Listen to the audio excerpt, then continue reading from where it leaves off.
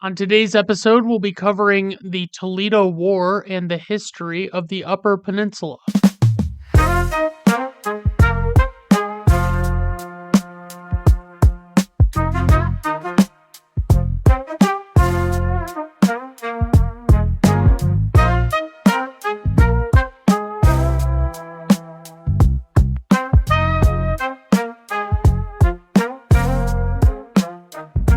Take a trip with me, baby, let's meander. Going through so many Great Lakes and see the sights, highlights of Barry Sanders. Come along with the Random Michigander. All right, everyone, welcome to the Random Michigander. I am your host, Brandon Griffiths.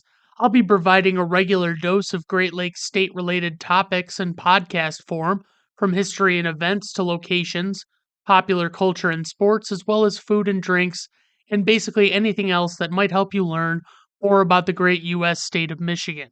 This podcast is available to listen to on all the major platforms by searching The Random Michigander. Click follow on the main page on your preferred service and turn on notifications to be alerted about all the latest episodes, which I upload on Thursdays at 5 a.m. Eastern. I'm also on social media at _random_Michigander.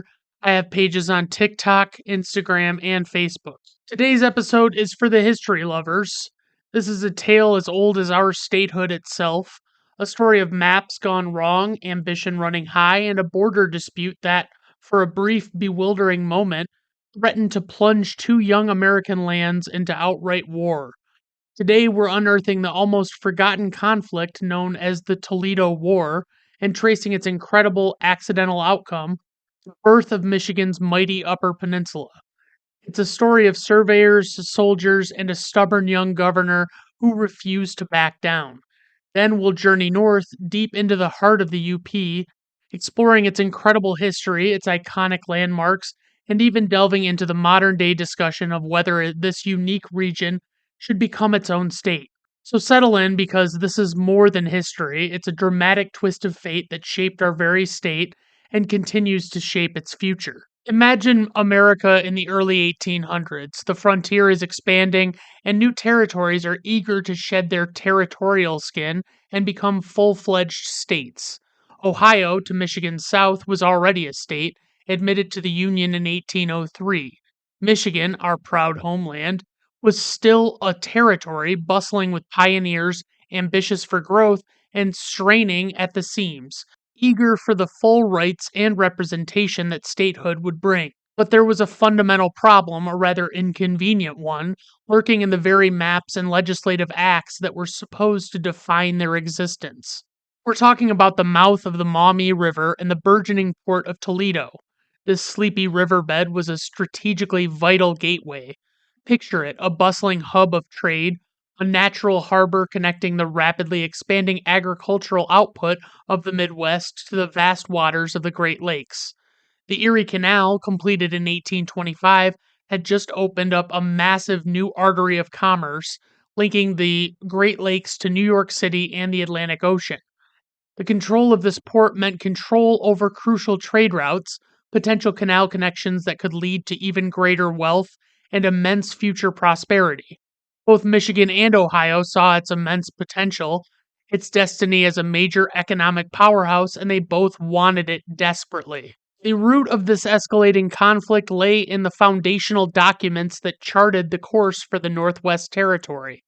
The Northwest Ordinance of 1787 was groundbreaking legislation, establishing a framework for how new states would be carved out of the wilderness. It decreed that the northern boundary of these new states would be an east and west line drawn through the southerly bend or extremity of Lake Michigan. Simple enough, right? Locate the southernmost point of the lake, draw a line straight eastward. Not quite. Early maps produced before accurate surveys often misrepresented the actual location of Lake Michigan's southernmost tip. Ohio, when it applied for statehood in 1802, used one such map.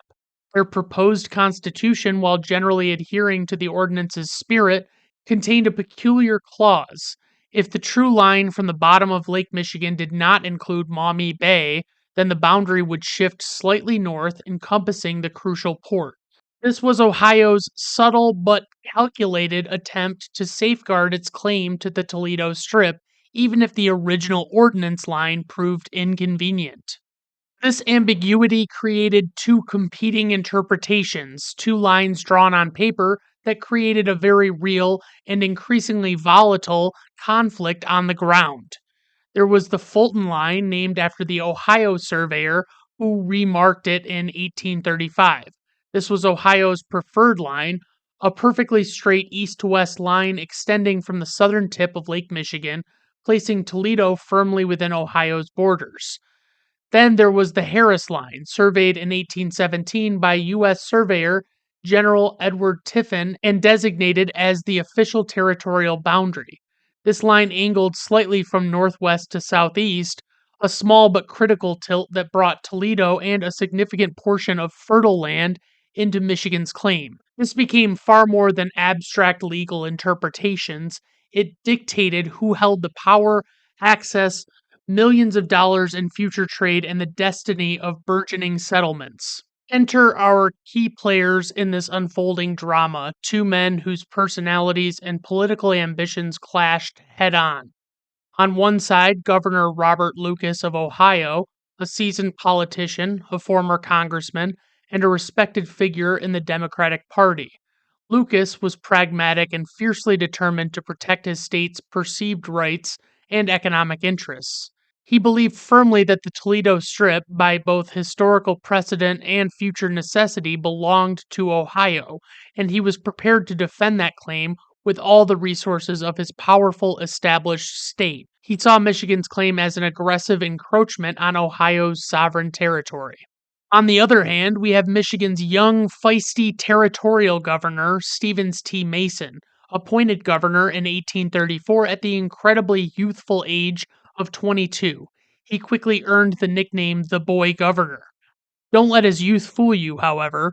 Mason was ambitious, incredibly charismatic, a brilliant speaker, and notoriously stubborn. He was fiercely loyal to Michigan and believed, with absolute conviction, that the Harris Line was the legitimate boundary. He saw Ohio's actions as a bullying tactic, attempting to steal land rightfully belonging to Michigan. Mason was the kind of leader who would inspire deep loyalty and equally deep animosity. This border dispute became a significant and very public roadblock to Michigan's highly anticipated statehood. The people living in Michigan were ready. The population had swelled past the 60,000 required for statehood, and pioneers were pouring into the territory. But they needed defined, undisputed boundaries to be admitted to the Union. Ohio, meanwhile, wasn't waiting for a polite resolution. They escalated their efforts to assert control over the disputed territory. Ohio began actively sending its officials into the disputed territory to enforce their laws, collecting taxes from residents who considered themselves Michiganders, registering voters for Ohio elections, and even attempting to build roads and canals. This was known as the plowdown, a direct, tangible assertion of sovereignty that Michigan found utterly intolerable. Mason, however, was having none of it. He responded with characteristic defiance. He declared the disputed territory unequivocally part of Michigan and vowed, publicly and passionately, to protect every inch of it from what he considered Ohio's illegal incursions. He appealed directly to President Andrew Jackson, a man known for his own fiery temper and firm hand, fellow Democrat, but Jackson, while sympathetic to Mason in some ways, was also a practical politician. He had a strong political alliance with Governor Lucas and knew that Ohio, as a larger and more established state, wielded considerably more political power in Washington, D.C. He preferred to let states work it out, but the situation was quickly spiraling out of control. The stage was set. Two strong willed, determined leaders, a coveted strip of land representing immense economic potential, and a federal government caught uncomfortably in the middle. The political rhetoric grew sharper, the tensions palpable. The air was thick with expectation, and the whispers of conflict were growing louder. transforming from mere whispers into a distinct, ominous hum. And then it happened. The quote unquote war began. Now, let's be absolutely clear this wasn't Gettysburg or Valley Forge. This was, in many ways, an opera, a comedic standoff, a war fought more with bluster and legal writs than with cannons and bayonets. But don't let the lack of bloodshed diminish the very real stakes and very real human anxieties involved. For the people living in the Toledo Strip, it was a deeply confusing and disruptive time, caught between two governments claiming their loyalty and their taxes. Our most famous and perhaps most illustrative moment of quote unquote battle came in April of 1835, an event known as the Oak Opening Incident. Picture this vivid scene: a survey crew from Ohio attempting to remark the Fulton line in the disputed territory, deep in the woods. They were guarded by a contingent of armed Ohio militiamen instructed to protect the surveyor at all costs. Suddenly, from the dense undergrowth emerges Michigan's local sheriff, Joseph Wood, along with a posse of Michiganders, a mix of eager militiamen and determined citizens armed with whatever they had, determined to stop the quote unquote invasion. Words were exchanged and tempers flared. Accounts differ on the exact sequence, but shots were fired. Some believe purely by accident, others as deliberate warning shots meant to scare off the Ohioans. Thankfully, no one was seriously hurt, but the immediate aftermath saw a few Ohioans taken prisoner by the Michiganders, a direct act of aggression that instantly elevated the dispute from a war of words to an actual, if bloodless, armed confrontation. Mason, receiving news of the incident, was predictably enraged. He saw it as undeniable proof of Ohio's illegal aggression and responded with characteristic defiance and speed. He immediately called out the Michigan militia, urging every able bodied man to defend their rightful territory. Soon, both sides had assembled their quote unquote armies. These weren't professional, disciplined soldiers, but patriotic citizens. They were really just farmers leaving their fields, shopkeepers closing up their businesses, young men eager for adventure and to defend their perceived homeland. They marched or stumbled toward Toledo, often ill equipped and poorly provisioned. Tales from this period are filled with anecdotes that highlight the absurd nature of the conflict. There were stories of Michigan troops foraging for food, leading to the rather unglamorous nickname of the Watermelon Army after they found and enthusiastically ate a farmer's crop. Other units endured miserable conditions, suffering from cold, rain, and intense boredom, earning them the moniker Frostbitten Army. Accounts from both sides describe more concern over comfortable conditions and sufficient rations than over actual combat. There were occasional skirmishes over property, some arrests made by both sides as they tried to assert jurisdiction, and a lot of frustrated waiting. Ohio troops under General John Bell, for example, camped outside the disputed area, while Michigan's forces under Brigadier General Joseph Brown established their headquarters in Toledo itself. The Ohioans eventually pulled back, partially due to Mason's aggressive posture and partly due to concerns about the legality of their actions on federal land. Crucially, despite the bluster, the armed standoffs, and the close calls, there were no actual casualties from direct fighting. It was less a war of bullets and more a war of posturing and who could look more determined. But underlying the comedy was a very real tension, a genuine fear that one wrong move, one hot headed action, could escalate everything into a full blown, tragic conflict. President Andrew Jackson, a man known for his legendary temper, grew increasingly frustrated with this embarrassing squabble. He knew the so called Toledo War was a border dispute, but it was also an unnecessary distraction for the federal government and an international embarrassment, particularly as neighboring Canada watched with bemusement. This internal squabble undermined the very idea of a unified young republic. Jackson's initial attempts at mediation were direct. He sent high ranking envoys, including his Secretary of State, John Forsyth, to Michigan.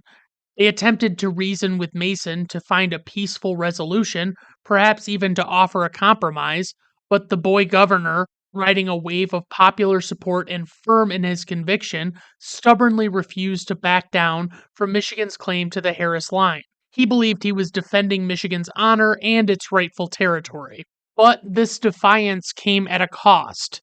Jackson, angered by Mason's refusal to obey federal directives and his perceived insubordination, took drastic action. In August of 1835, he removed Mason from office, replacing him with John Horner, a far more pliable appointee. However, this move backfired spectacularly. Mason's removal only solidified his heroic status among Michiganders. In the subsequent election for territorial delegates, Mason was overwhelmingly reelected, a clear popular mandate that he was the true voice of Michigan. This demonstrated the depth of feeling and resolve within Michigan. They were not going to be pushed around even by the popular President Jackson. The issue eventually moved from the fields of Toledo to the halls of Congress.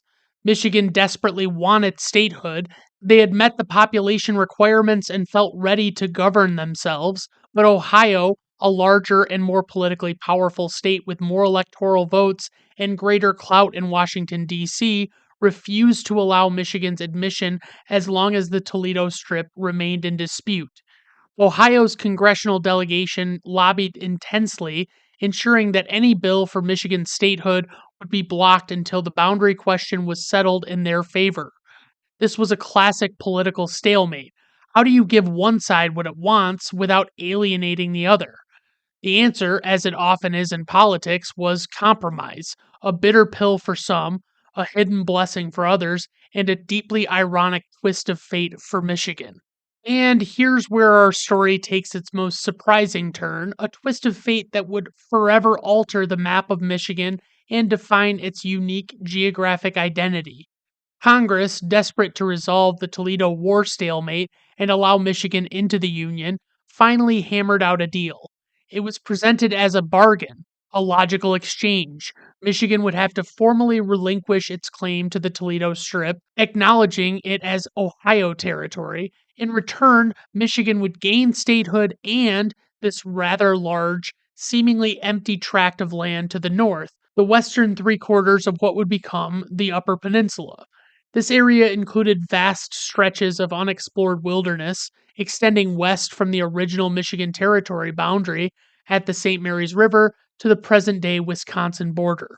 Just imagine the reaction in Michigan to this quote unquote compromise. It was one of outrage, resentment, and a profound sense of being swindled. Newspapers across the territory railed against the outrageous deal, calling it a blatant injustice. Politicians fumed, feeling that Michigan had been forced to give up a valuable, fertile, and strategically important port for a desolate, inhospitable wilderness. Contemporary reports and opinions were scathing. The UP was described as a land of perpetual snow, rocks and swamps, unfit for human habitation, a frozen waste fit only for Indians and wolves. The general consensus was that Michigan had been cheated, given a barren, worthless expanse of land in exchange for what they rightfully believed was theirs. So, despite the widespread outrage, Mason, with pragmatic reluctance, understood the necessity of the moment. He embarked on a difficult campaign to convince the Michigan legislature to accept the deal. It was a bitter pill to swallow, but the desire for statehood was immense, and Mason argued that holding out any longer would only delay Michigan's progress indefinitely.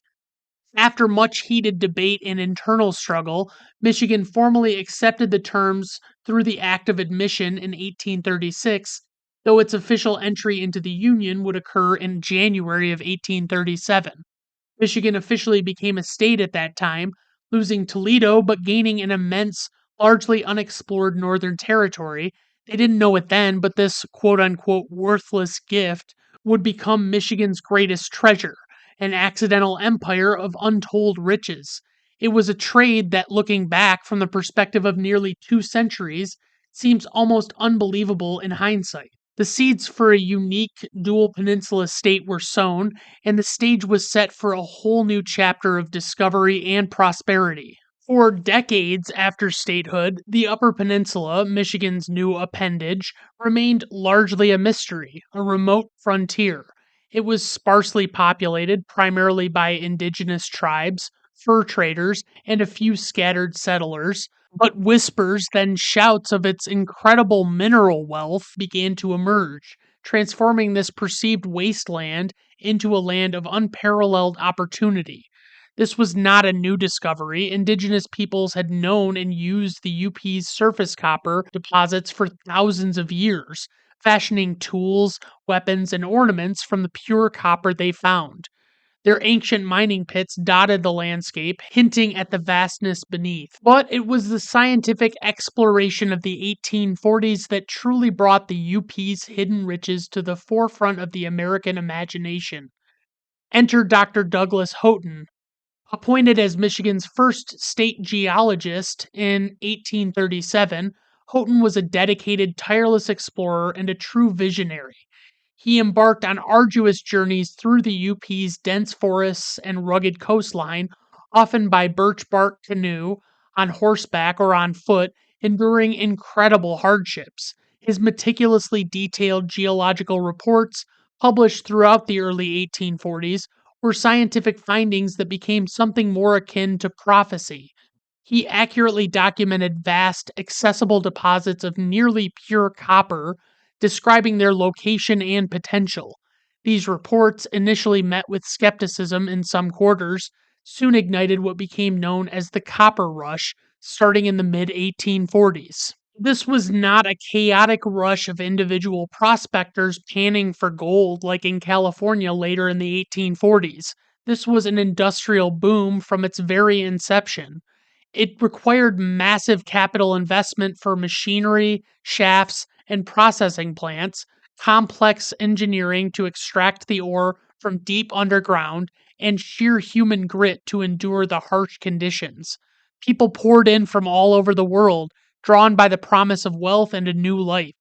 Cornish miners from the tin and copper mines of Cornwall, England, were instrumental, bringing their centuries of expertise in deep rock mining, their distinctive dialect, and their resilient culture. Finnish immigrants, accustomed to the harsh northern climates and dense forests, found a familiar landscape and opportunities in the mines and lumber camps. Germans, Italians, Irish, Canadians, and many other groups also arrived, each bringing their own culture, their own dreams, and their own resilience to the challenging but ultimately rewarding land.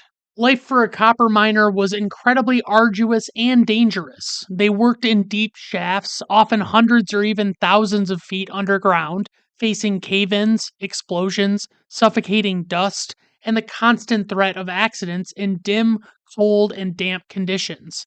Long hours were the norm, often 10 to 12 hours a day, 6 days a week, yet despite these hardships, vibrant, close knit communities thrived. Bustling mining towns like Calumet, Hancock, Houghton, Ontonagon, and Copper Harbor spring up almost overnight from nothing. They were complete with schools, churches, opera houses, hospitals, and bustling commercial districts reflecting the diverse cultures of their inhabitants. Calumet, in particular, became a powerhouse, home to the mighty Calumet and Hecla Mining Company, which at its peak produced more than half of America's copper. This copper fueled the nation's burgeoning industrial revolution, providing the essential metal for telegraph wires, electrical components, plumbing, and machinery, literally building cities, electrifying homes, and shaping modern life across the United States.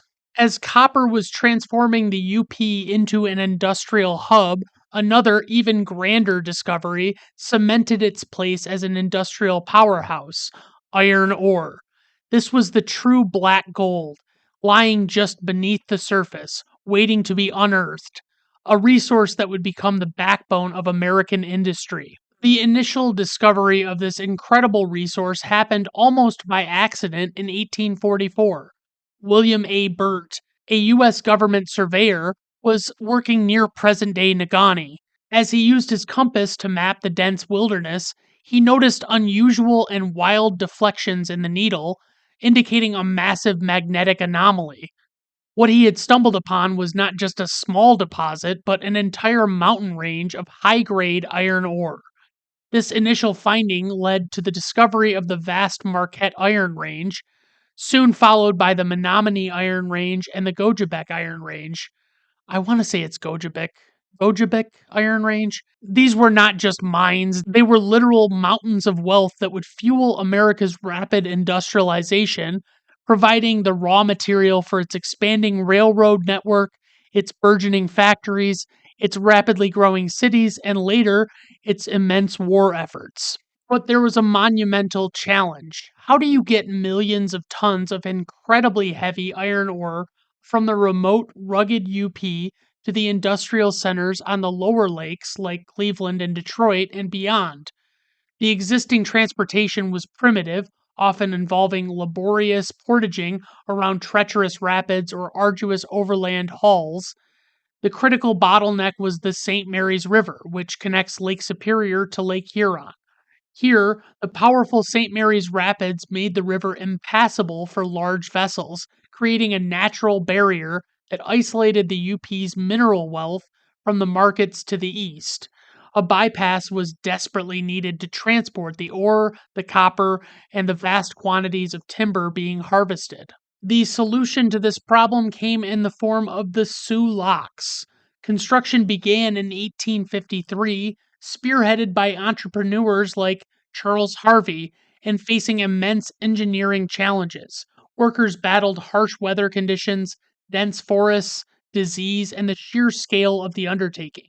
Yet, despite those obstacles, the first of the modern Sioux locks, the State Lock, was completed in 1855. Its completion was heralded as a monumental achievement, a triumph of human ingenuity. It dramatically reduced the cost and time of shipping, transforming the UP from an isolated resource hub to a fully integrated part of the national economy. The Sioux Locks became the vital artery, the beating heart that connected the UP's raw materials to the nation's furnaces. Without them, the iron boom, the copper boom, and much of the UP's economic might would have been impossible. To this day, the Sioux Locks remain one of the busiest canal systems in the world, handling millions of tons of freight annually, predominantly iron ore, a testament to their enduring importance to both Michigan and the national economy. The mining, logging, and maritime eras forged a unique identity in the Upper Peninsula. It wasn't just about digging for riches, it was about building communities from scratch, enduring incredibly harsh winters, and creating a culture as rugged and resilient as the landscape itself. These diverse immigrant communities deeply influenced the UP's unique cultural mosaic, leaving an indelible mark that is still evident today. You can taste it in the iconic Cornish pasty, a savory meat pie wrapped in a crust that was perfect for miners to carry into the shafts for a hearty lunch. You can experience it in the Finnish saunas. That's right, the Finnish pronounce it sauna, and so do Yoopers. It's not pronounced sauna like it is everywhere else in the world. A cherished tradition brought by Finnish immigrants who found solace and warmth in the communal steam baths, even building the largest log sauna in North America near Brimley. The distinctive dialects, the tight knit communities, the deep rooted pride, and the love for outdoor recreation, and a certain stoicism, these are all hallmarks of the Yooper identity. Proud people with a strong connection to the land and an independent spirit, often expressed with a wry sense of humor about their peninsula's distinctiveness. Beyond the mines, the logging industry also played a colossal role, shaping the UP's economy and its vast forest landscapes. Timber barons harvested colossal white pines, Michigan's state tree, often reaching towering heights and immense girths. These logs were floated down rivers, filling the Great Lakes and fueling building booms across the burgeoning cities of the Midwest. Entire towns sprung up around sawmills, providing employment but also leading to widespread deforestation before conservation efforts began. While large scale mining eventually declined in the late 20th century due to depletion of high grade ore and global market shifts, the UP didn't fade into oblivion. It reinvented itself. Its pristine forests, its vast network of inland lakes and rivers, and most profoundly, the raw, untamed beauty of Lake Superior, which is the largest freshwater lake by surface area in the world, a truly inland sea. Its countless dramatic waterfalls and its protected national parks drew a new kind of visitor. Tourism became the new economic engine, allowing the UP to share its incredible natural beauty and unique culture with millions from around the globe. So let's briefly highlight some of the UP's most iconic landmarks and attractions, places that tell its story and showcase its splendor. Pictured Rock's National Lakeshore, stretching along 42 miles of Lake Superior's coast near Munising, this is a truly stunning area. It boasts colorful sandstone cliffs, sculpted by millennia of wind and waves into natural arches, caves, and towering formations. Waterfalls plunge directly into the lake, and the unique Grand Sable Dunes rise hundreds of feet above the shore. It's a testament to the UP's geological wonders and draws adventurers, kayakers, and photographers from around the globe. Then we have Taquamenon Falls State Park, located near Paradise. This park is home to one of the largest waterfalls east of the Mississippi. Its distinctive root beer falls get their name from the tannic acid stained waters, which give them a beautiful amber hue. The upper falls span 200 feet across and drop nearly 50 feet, while the lower falls are a series of five smaller cascades that visitors can often explore by rowboat. They are a breathtaking sight, particularly in autumn when the surrounding forests explode with color. And then we have Mackinac Island, while technically situated in the Straits of Mackinac, straddling the gap between the two peninsulas. Mackinac Island is intrinsically linked to the UP and often considered its gateway. This car free island offers a step back in time with horse drawn carriages, the historic Fort Mackinac, and charming Victorian architecture. It's a microcosm of Michigan history and a beloved tourist destination. We have Isle Royale National Park, a truly remote wilderness island archipelago in Lake Superior, accessible only by ferry or seaplane from Houghton or Grand Portage, Minnesota. It's a pristine environment, a UNESCO International Biosphere Reserve, famous for its long running ecological study of moose and wolf populations. It's a rugged haven for serious backpackers, kayakers, and those seeking true solitude in nature. The island is actually located closer to Canada than the UP, but it is technically part of the Upper Peninsula. And of course, there's Marquette, where I lived the better part of 5 years while I went to Northern Michigan University. As the UP's largest city and a major port, Marquette is a vibrant urban center with stunning Lake Superior views, historic architecture, and a thriving craft brewery and culinary scene. It's also a major hub for outdoor recreation, including world class mountain biking trails, ice climbing, and downhill skiing at Marquette Mountain. Its historic ore docks are a testament to its industrial past. There's actually an ore dock that is no longer active, and it's just sitting there right downtown in the bay. And then there's another one way north of town that you basically can't get to unless you're hauling ore. That one, as far as I know, is still active. It was active as of 2015. I remember you could get out far enough north that you could see it being used. It's giant and I mean, look it up. Look up Ordock in Marquette, Michigan, and you will see it's their way of like loading these giant freighters. So they pull up alongside this ore dock and they have these giant chutes that fill the freighters with the ore. The Keweenaw Peninsula, often called the Copper Country itself, this rugged finger of land juts dramatically into Lake Superior on the north side of the peninsula. It's steeped in mining history with countless ghost towns, preserved mining sites like the Quincy Mine Hoist, a National Historic Landmark, and breathtaking scenic dives, especially along Brockway Mountain Drive, offering panoramic views of Lake Superior. Now, this is actually where Houghton and Hancock are. That's the location of Michigan Technological University. And the joke was like there was always a rivalry between Northern and Michigan Tech. And the joke was always that like no female students went to Michigan Tech, or a comically small amount of them went to Michigan Tech. And that was kind of always our rivalrous ribbing of Michigan Tech, was that they were mostly dudes up there, and it was just ridiculous. The Porcupine Mountains Wilderness State Park, known affectionately as the Porkies, located in the western UP, is home to the largest tract of old growth hardwood forest in Michigan. This expansive park offers incredible hiking trails, cross country and downhill skiing, and iconic views, particularly from the scenic overlook at the Lake of the Clouds, a truly unforgettable vista of a serene lake nestled between forested ridges. From a perceived barren wasteland to a place of unparalleled natural beauty and a proud, distinct culture, the Upper Peninsula's journey is a truly remarkable testament to its hidden riches and the resilience of its people. So you might be wondering, what does the Upper Peninsula look like today? It's a region of immense natural beauty, strong community ties, and a unique identity that often feels distinct, geographically and culturally, from the Lower Peninsula. The Yoopers, as residents of the UP are proudly called, have a deep sense of place and belonging, a culture forged by their unique history, their relative isolation, and shared experiences of enduring challenging winters and embracing rugged landscapes. I will tell you, my experience in the UP, it felt more like an extension of Wisconsin than it did of Michigan in a lot of ways.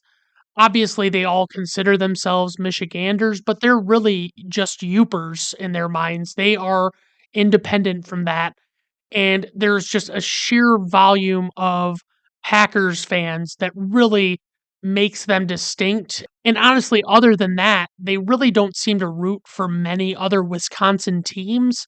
But Green Bay is remarkably close to the UP compared to the rest, like Milwaukee teams and things like that.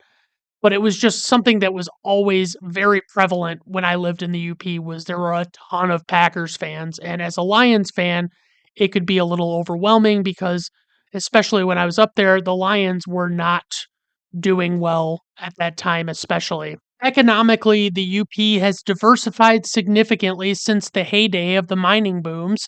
Tourism is now a huge driver as millions visit its natural wonders, historic sites, and vibrant communities each year.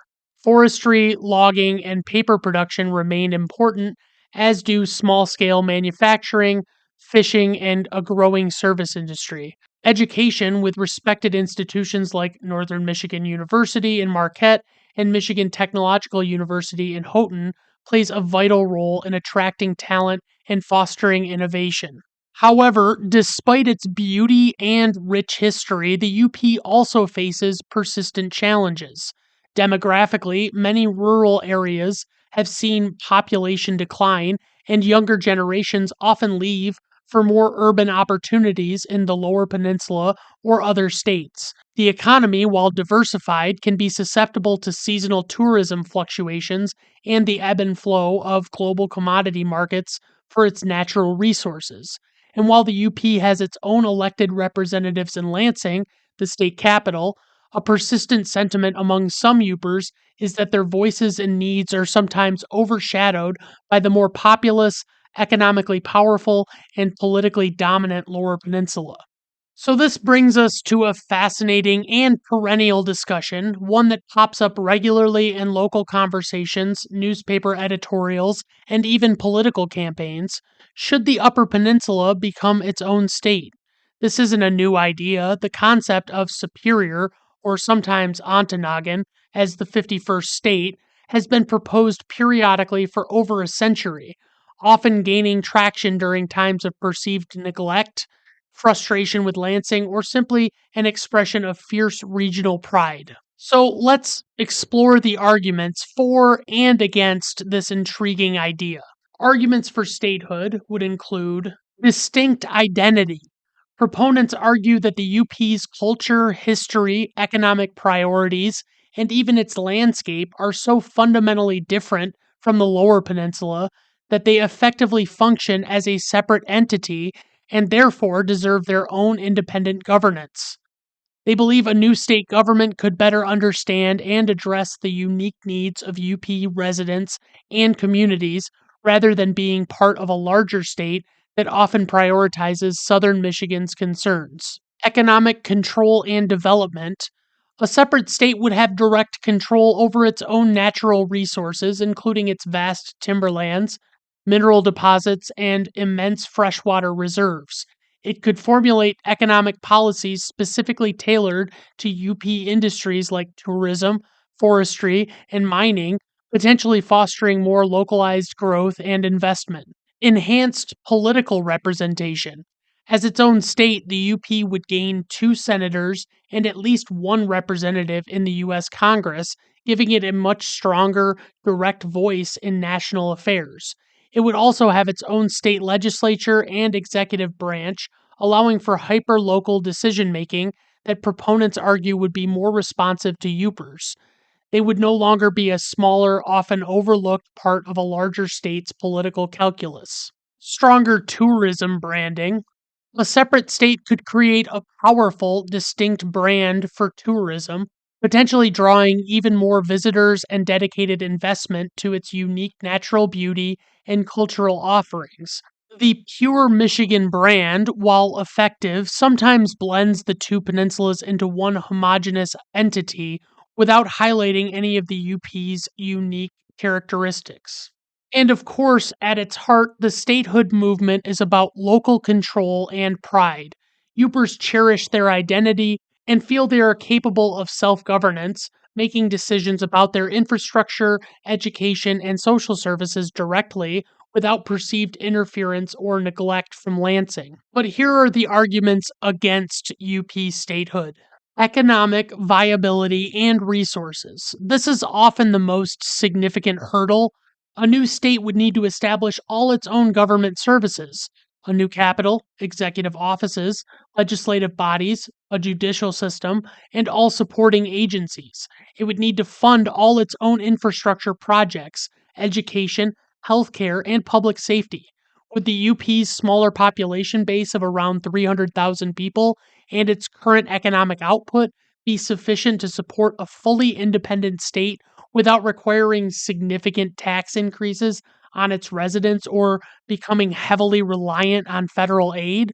The costs of setting up a new government are immense. Loss of shared resources and infrastructure. So, kind of piggybacking on the last point, the UP currently benefits from statewide infrastructure projects, educational funding for its universities and K 12 schools, and shared social services administered by the larger Michigan government. Breaking away could mean losing access to these larger, more established resources and a greater tax base. Then there's the geographic challenges. While part of its charm, the relative geographic isolation of the UP could also be a challenge for a new state, particularly in terms of maintaining essential services across vast differences and ensuring efficient transportation and connectivity both internally and externally.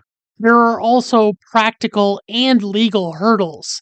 The process of becoming a new state is incredibly complex, historically rare, and fraught with legal and political difficulties. It would require a formal petition to the U.S. Congress, which would then need to pass an enabling act. This process would likely involve a new state constitution and a careful, contentious division of assets, liabilities, and responsibilities with the existing state of Michigan. It's a long, arduous, and highly uncertain path. So there's also cultural and brand dilution. While there's a strong Upper identity, of course, many residents also feel a deep connection to Michigan as a whole. Separating could dilute the overall pure Michigan brand, which has successfully marketed both peninsulas together. There's also the question of whether a new state would truly resolve underlying economic issues or simply create new bureaucratic challenges. But it is a discussion that highlights the UP's unique character, its historical grievances, its enduring pride, and its hopes for the future. Whether it ever becomes the 51st state remains to be seen, but the very discussion underscores how truly distinct, resilient, and beloved this northern land is. So, the next time you look at a map of Michigan, remember the Toledo War. Remember the young boy governor, Stevens T. Mason, and his stubborn, principled fight for a border. Remember the irony of the accidental gift of the Upper Peninsula, a land that was once dismissed as worthless, but that became an indispensable cornerstone of our state's individual identity and prosperity. This is just a powerful reminder that sometimes the biggest opportunities come disguised as disappointments. And for Michigan, losing the Toledo Strip meant gaining an accidental empire, a true north that continues to inspire, define, and challenge us. The UP isn't just a part of Michigan, it's a distinct region with its own heartbeat, its own stories, and its own unfolding future. Its history is a testament to resilience, discovery, and the enduring spirit of its people. Thank you for joining me on this incredible journey through Michigan's past and its captivating northern frontier. I hope you learned something today about the great state of Michigan, especially about the UP. Don't forget to subscribe, rate, and review the Random Michigander wherever you get your podcasts. All right, everyone. Thank you for stopping by. I do appreciate it. Have a good rest of your day. Bye now.